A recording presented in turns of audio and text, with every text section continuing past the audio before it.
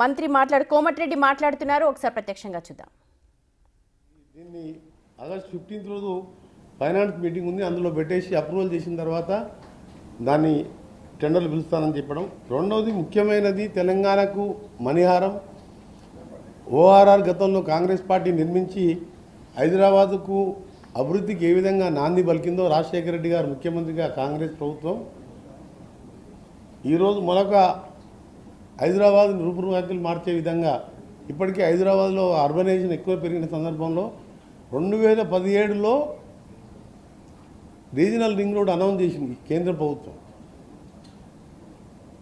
అప్పుడు మొత్తం 50-50% land acquisition cost 50% state government, 50% central government పెట్టుకుంటట్టు యూటిలిటీ ఛార్జెస్ 400 crores అనేది అప్పుడు ఎస్టిమేట్ వేసిండ్రు.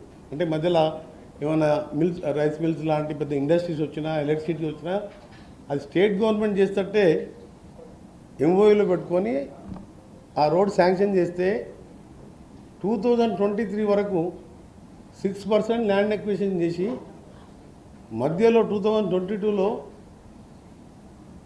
శాంతి కుమార్ గారే చీఫ్ సెక్రటరీ ఉండేవాడే మేము యూటిలిటీ కట్టుకోం, మీరే కట్టుకోండి అని చెప్పి ఆమె లేఖ రాస్తే దానికి బదులుగా నేషనల్ హైవే చైర్మన్ సంతోష్ గారు అసలు మీరు ఎంఓయూలో ఒప్పుకున్న ప్రకారం కట్టలేదు కాబట్టి మేము రోడే క్యాన్సిల్ చేస్తున్నాం అని చెప్పింది. నేను మళ్ళీ మినిస్టర్ అయిన తర్వాత 3rd డేనే వచ్చి గడ్కరీ గారిని కలిసి మళ్ళీ చీఫ్ సెక్రటరీ గారితో లేఖ రాపించి ఆ యూటిలిటీ కూడా యాజ్ పర్ ఎంఓయూ మేము కడతామని చెప్పినప్పుడు మళ్ళీ ప్రాసెస్ స్టార్ట్ అయింది.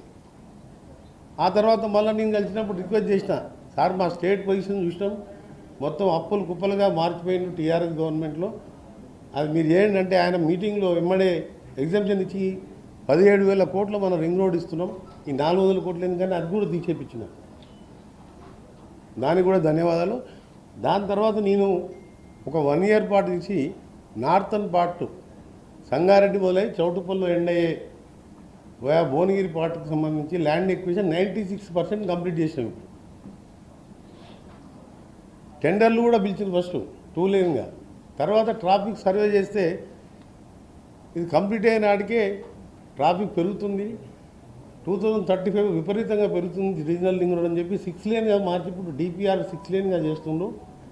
దాని ప్యాటేసీ అంటారు, ప్రాజెక్ట్ అప్రూవల్ టెక్నికల్ అడ్వైజరీ కమిటీలో పెట్టి క్యాబినెట్లో పెట్టిన తర్వాతనే మళ్ళీ ఇప్పుడు దాని టెండర్ పిలవాలి కాబట్టి దాన్ని వారికి ఇవ్వడం జరిగింది. ఇది నేను ప్రైమ్ మినిస్టర్ ఆఫీస్ పంపిస్తాను, మీరు అక్కడ పర్సూ చేసుకోండి, అప్రూవల్ చేసుకోండి అని చెప్తే మీరే దీన్ని స్పీడప్ చేయాలి సార్ అని చెప్పి కోరడం జరిగింది.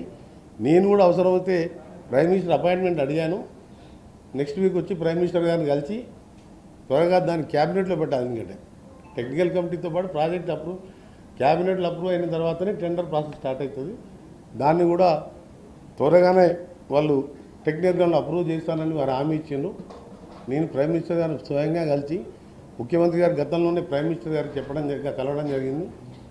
దాంతోపాటు సదరన్ పార్ట్ మళ్ళీ చౌటుపల్లికి వెళ్ళి మళ్ళీ అంతా తిరుగుకుంటా సంగారెడ్డికి రావాలి. వాళ్ళ అలైన్మెంట్ కూడా ఫిక్స్ చేయలేదు, మేము అలైన్మెంట్ ఫిక్స్ చేయించి క్యాబినెట్ మన స్టేట్ గవర్నమెంట్ క్యాబినెట్లో అప్రూవ్ చేసి వారికి పంపడం జరిగింది. ఆ విషయాన్ని కూడా వారికి గుర్తు చేస్తూ దాన్ని కూడా ఫ్రీజింగ్ అంటే ఒకసారి క్యాబినెట్లో అప్రూవ్ చేసినాం కాబట్టి ఫ్రీజింగ్ చేసినాం, దాన్ని కూడా అప్రూవల్ ఇవ్వాలని చెప్పి కోరడం జరిగింది.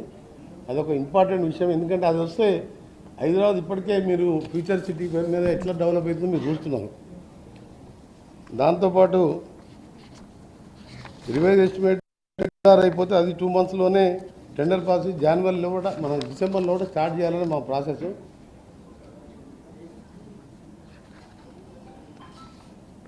ఇంకా కొన్ని ఇంపార్టెంట్ రోడ్డు నేను ఆయనకు వీడియో కూడా చూపించిన. నేను పార్లమెంట్ మెంబర్గా ఉన్నప్పుడు 2020 కరోనా టైంలో కూడా నేను పార్లమెంట్లో ఉంది ఎల్బీ నగర్ నుంచి మల్కాపూర్ అంటే where toll gate starts GMR road start అయ్యే వరకు చిన్న రోడ్డు ఉండే 600 కోట్లతో యాన్యువల్ ప్లాన్లో నేను కోరగానే ఇమీడియట్గా నేను హైదరాబాద్లో నేను అప్పుడు కేంద్ర సహాయ మంత్రి కిషన్ రెడ్డి గారు అటెండ్ అయితే as per Komatireddy Venkatareddy request I am sanction this under annual plan అని చెప్పి 8 లేన్గా మల్కాపూర్ వరకు తీసినాం.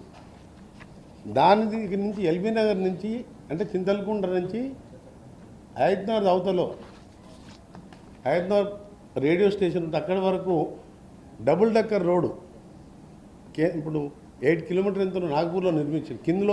కింద రోడ్ వస్తుంది, పైన నేషనల్ హైవే వస్తుంది, పైన నీకు మెట్రో వస్తుంది.